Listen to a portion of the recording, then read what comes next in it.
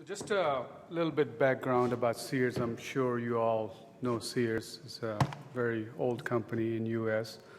Owns different kind of businesses: Kmart, Sears hardware stores, home services, mainly appliance business, and big box operation.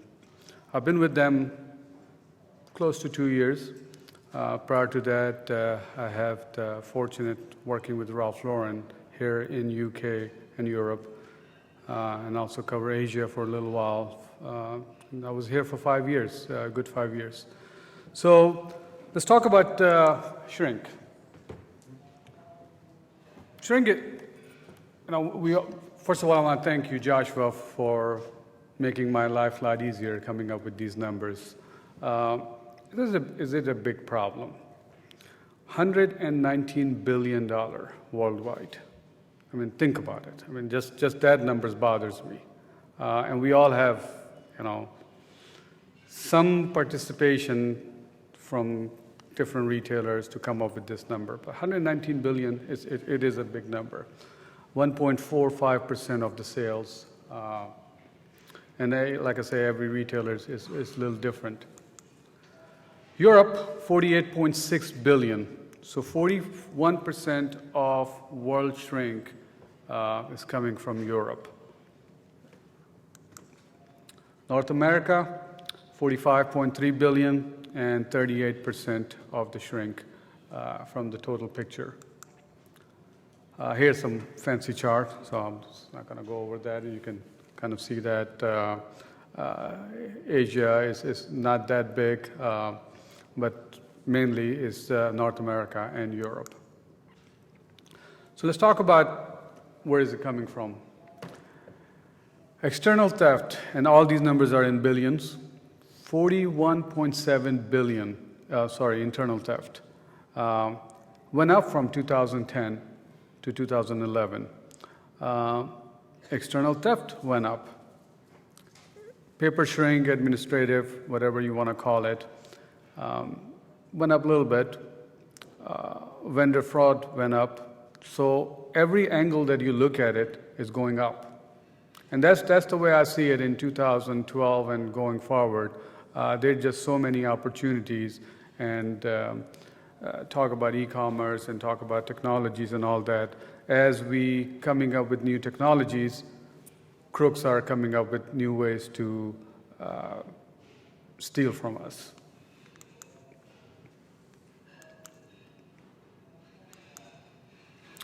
So let's talk about a little bit about U.S. shrink. Take a look at that number. Actually, let's just skip that. Europe shrink. Internal theft, 14 billion in 2011. External theft, 23 billion. Paper shrink, 7 billion. Vendor, almost 3 billion. 48.62, that's the number we talked about it before. So in my eyes,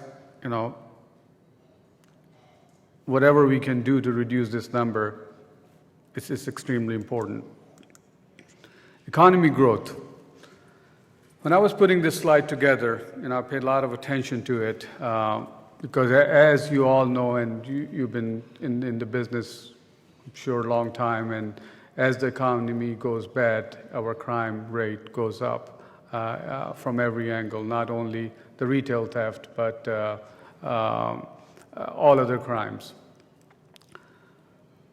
UK economy went down.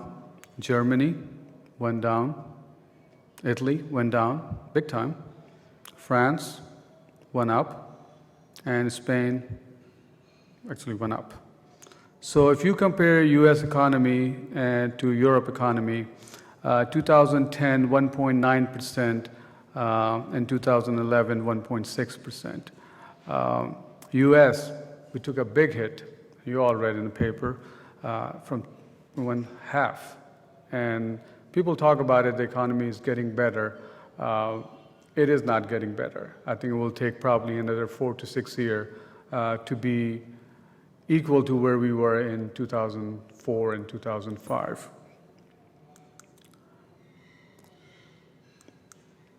Unemployment. UK, 2010 we were at 7.8%. We went up to 8.3%. Germany, 6.6% went down, and Italy 8.1% to 8.9%. France 9.7% to 9.9%. Spain 20.4% to 23%. Europe overall economy, if you look at it, unemployment 9.6% was in 2010 and 2011, 10%. Again, U.S. is not heading in the right direction, 9.4% in 2010, and we are 8.5 currently. And again, we're just staying there, not making any improvement. And I think, like I say, it will probably take another 5 to 6 years to be back in line where we were in 2004 and 2005. So let's talk about a little bit about retailer. Major U.S. store closing, and I'm not going to I'll just pick a couple of them from here. I'm sure you are fully aware of all the U.S. retailers that are struggling. Borders is probably the major one, 633 stores. And there's one retailer that I did not put in the presentation because they closed in 2009 and early part of 2010. It was Circuit City, very similar to Best Buy operation. And I think they closed over 200 stores. So Blockbuster completely went out of business, 405 stores closing. GameStop, they're still in business, but they closed close to 200 stores.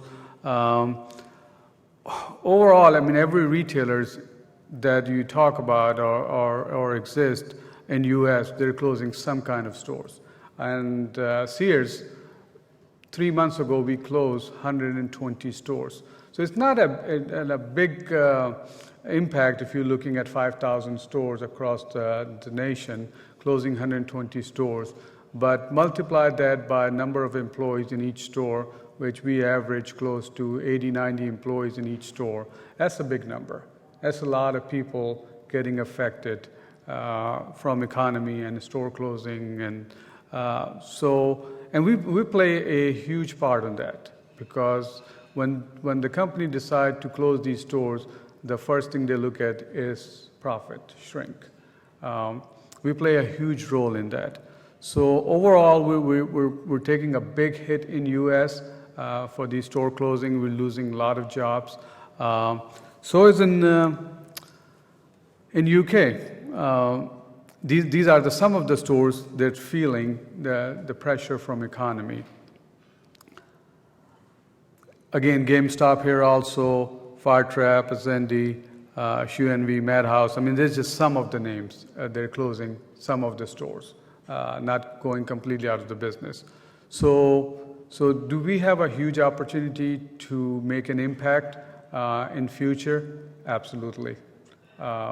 We can kind of work smarter from controlling shrink, reducing shrink, and support these stores to be open.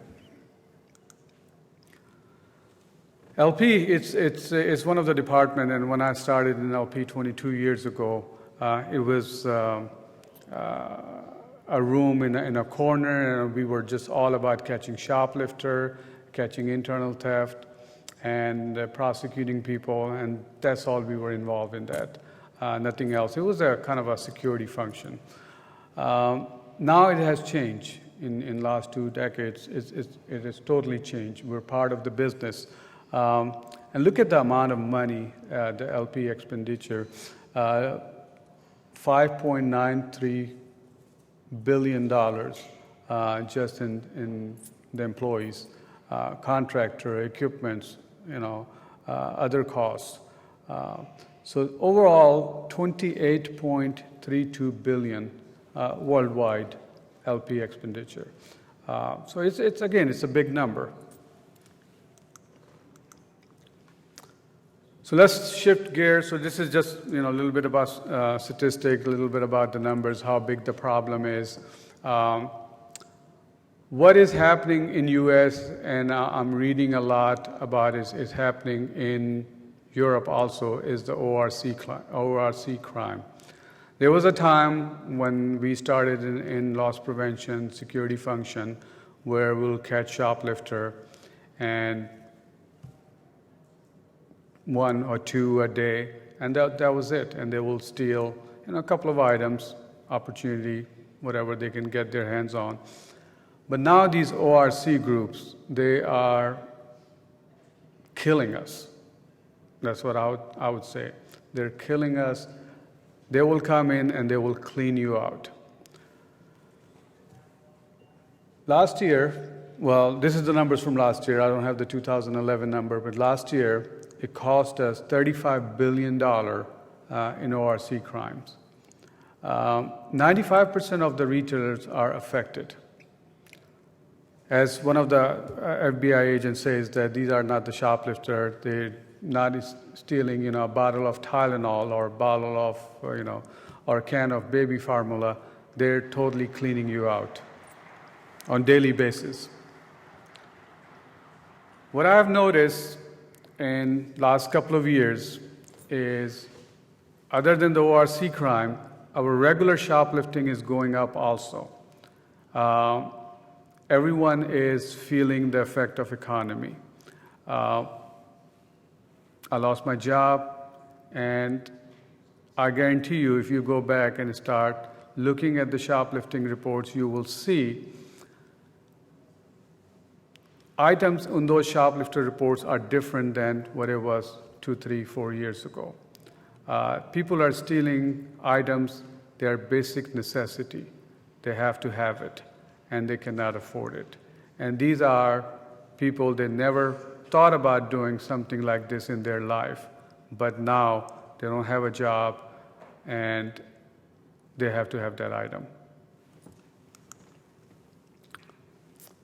Things are getting worse. They're getting desperate. So as you saw on the previous slide, greed versus need. 4 years ago it was a greed, now it's a need.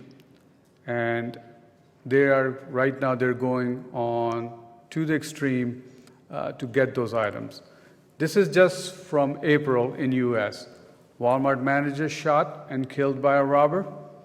Kroger is one of the grocery stores chain in US, shot by 3 shoplifters. CVS, something similar to Boots. LP stabbed with a scissor by a shoplifter. Police officer shot in Walmart. Walmart security guard and customer shot and stabbed by shoplifter. This is just in April, and this is the information that we know of it. There's so many incidents, they're not reported, and we're not aware of those. So what does it say? People are willing to do whatever it takes to avoid the prosecution, avoid the jail time, and trying to get the stuff what they want. So it is a scary world right now. It is a scary profession right now, especially for our in-store LP team members. They have to be very careful what they're stopping. There was so many incidents that I was thinking to put that in slides, where they stop a shoplifter, and while they're processing the shoplifter, while they're in the office, and when the police is searching them, they find a gun, they find a knife, they find needles, all kind of stuff. So it is extremely dangerous. So as I said earlier, 30 years ago we were security, then we went to loss prevention and asset protection, whatever you want to call it, and now is profit protection. I think every business partner, every senior member of management, they're seeing us as a very profitable tool to utilize in their business to protect our profit. Profit protection consists of people, process, technology. And in my eyes, and I'll talk about that in detail, probably on the next slide, it's all about people. Partnership, extremely, extremely important. Awareness. As we have a big budget, no questions about it. Every retailer does in LP. But when the time comes, LP is the first one who takes the hit, and we start cutting LP budgets. So we have less resources in the store. So how do we make our employees be part of the LP team? And it's all about awareness. Screening. Are we hiring the right people? That's the key. Sometime in the stores, they just to fill the position, they'll hire anybody. And even in Sears, we have situations where we hired people and we did not do the regular checks and found out later on they were charged with felony and all those kind of things. So screening is extremely important. But I think the most important piece, I would say, is awareness, getting the store team folks in our part of the business. Process, you're all very familiar with this. Compliance audit, safety programs, vendor suppliers audit.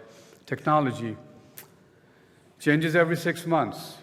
You'll see a booth here for absolutely new technology that is out there, and next year it will be something different. So that's something that we have to keep up with it. Remote monitoring. With less resources, I think this is a very good tool, having remote monitoring in our business. RFID and stock management. What's ahead of us in 2012? I would say technology is number one. As we spend our budget, as we buy new camera system, recording devices, tags or whatever, we need to kind of stay on top of that.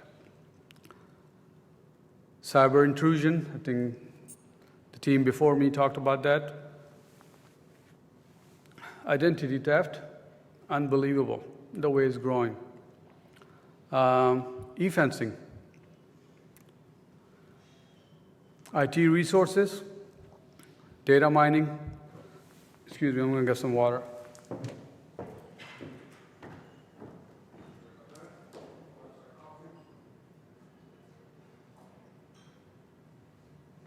I'll do it for you.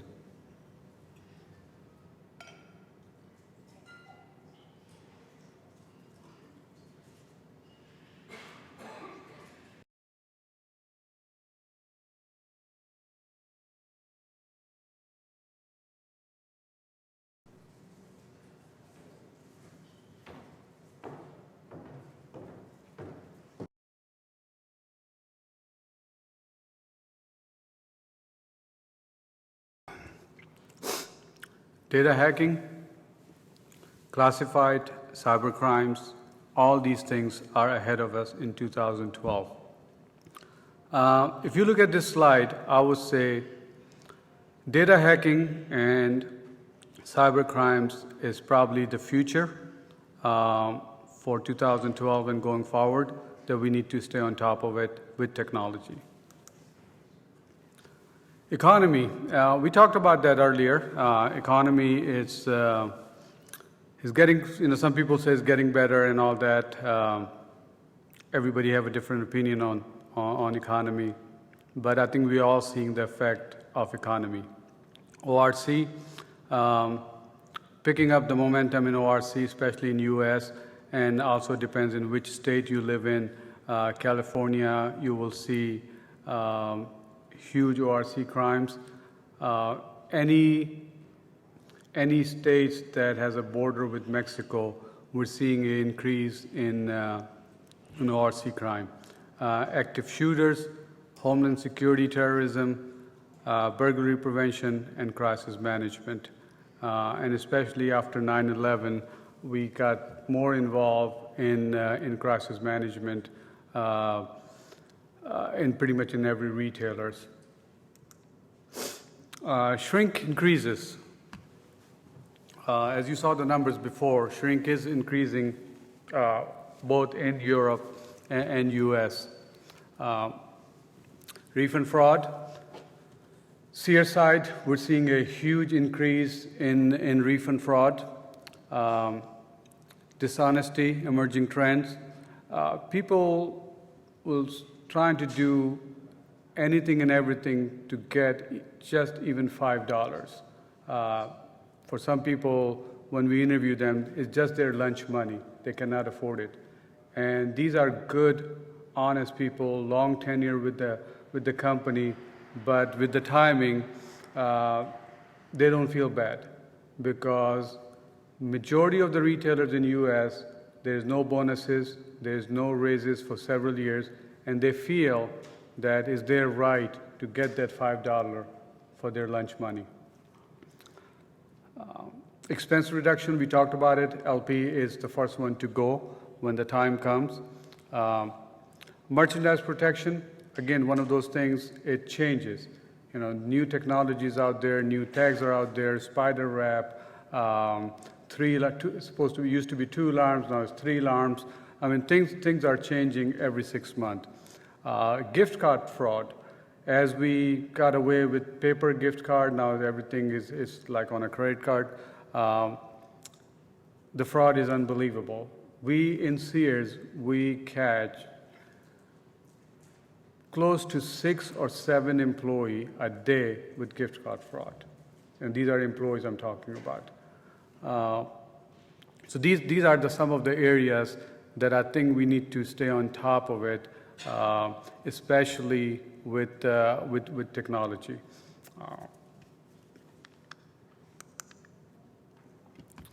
How do we make a difference in 2012 and going into the future? Everything is good, you have good audits in place, you're buying the best camera system, you're buying the best kind of tags, all that, but the key is the people. We have to communicate our plan to every person in the building. Sometime when we are at district, regional, director, VP level, we don't filter down the information very well. And I think that's a huge opportunity for all of us to improve, is communicate your plan. Every person, doesn't make any difference if it's a full-timer or a part-time associate, we have to communicate our plan. They have to be part of asset protection, loss prevention, profit protection, security, whatever you want to call it, they have to be part of that team. LP function is a constant journey. Things changes, shift happens. We have to adjust, improve, execute, and measure, and then readjust our plan. Yesterday's control may not work today. So whatever we did yesterday or 3 months ago, let's say if we make a shrink action plan, and don't wait till end of the year to do the stock take and then adjust your shrink action plan. We have to constantly look at that monthly, quarterly basis, and then decide what is working, what is not working, and then we have to readjust that. Don't reinvent the wheel. That's kind of my favorite one. 7 years ago, when I moved to Europe, my plan was that we have a good program in US, and I will come in and I'll just apply that, and we'll be very successful. And boy, I was wrong. The first 30 days, I figured that out, that even in UK, which is very similar to US, the plan is not going to work. We have to have a tailor-made program for every country. However, the basic of loss prevention is same. And I guarantee you that whatever retailers that you're part of, the problems, once you walk into your store, the problems are same. Doesn't make any difference which country you're in. So we need to take a look at the basic. Don't reinvent the basic. We tailor that based on the culture, based on the country needs, and then apply that program. Try different ideas. Last night at dinner, I heard so many different ideas. It was unbelievable. Even little things. One of, I think the sponsor of the dinner was talking about push-outs. and they have this program where the shopping cart leaves a certain point, the alarm goes off. Very, very simple program, but I love it. It's a great idea. They're seeing an increase in customer accident and frozen aisles or wherever we have fruits and grapes and things like that. They install cameras on those things. You know, you don't have to be a scientist to figure that out. Just install a camera and do some investigation. So very less investment, but the return on investment is very huge. So very, very simple ideas that we can try in our stores to be successful. Have a winning attitude. We have to take risk. It is important that we take risk. Risk is equal to rewards. Give it a try. Be decisive, attitude, and win. We have to have a positive attitude. Sometimes shrink number doesn't come the way we like it, but we have to have a positive attitude that we can fix this. You know. It's all about people. As I said before, in my eyes, we can make a big difference just having the right people in right place and providing them the right training. When we're doing the hiring, we have to be careful with the culture. Recognition, every little thing doesn't make any difference. There's a big achievement. If you find something, have a program to recognize individual in the store, not only the LP stores. And I'll go ahead and say that in Sears, we don't do a good job in recognition. So we adopted a program that every Monday, when we have a director's call, we'll pick a store, we'll pick an associate, we'll make a phone call to that associate. Takes us 5 minutes. But just having that full-time, part-time associate receiving that phone call, it's a big thing to them. So recognition is extremely important. Diversity, again, I know we're doing we're more involved in diversity now than ever, hiring the right people in the right places. Retention. Tenure, that's one place that we struggle with it big time. I think the average tenure in LP department with Sears right now is close to 18 to 24 months. And previously, when I was around with different companies, it was 10 plus years. So retention is extremely important. Talent and development. So, like I said before, over and over again, it's all about people. And it's not only about LP people, it's about people in the store. If you want to be successful in the LP program, you have to have every person in your store knowing what LP function is, be a part of LP team. They can be your ears and eyes. And I'm sure that you can attest to that majority of the cases that we resolve, majority of the tips that we get, it comes from our store staff. So companies are continually looking to tap fresh and diverse talent. Recruiting and hiring is just the first step. Developing and retaining that talent are the next crucial steps. Turnover is a big problem, no questions about it. But if we have a good program, if we have good morale in the stores, in the company, people will stay with us. And that just saves us time to hire somebody new and spend 2-3 months training them and getting them to the level the person who just left. This is my favorite thing for all the LP, VPs, and directors. A day in the life of field loss prevention manager can be unpredictable and change in a matter of minutes. Whether the curveballs are unexpected, incident, emergency phone calls, or pop-up investigation, these are many variables that can change the day's agenda. So as a director, as a VP, we have to understand what our LP field team goes through. Very important that we support those individuals because their day can change in a minute. Don't panic, organize. I'm telling you, there's so much talent in this room, and there's so much shrink in this world right now.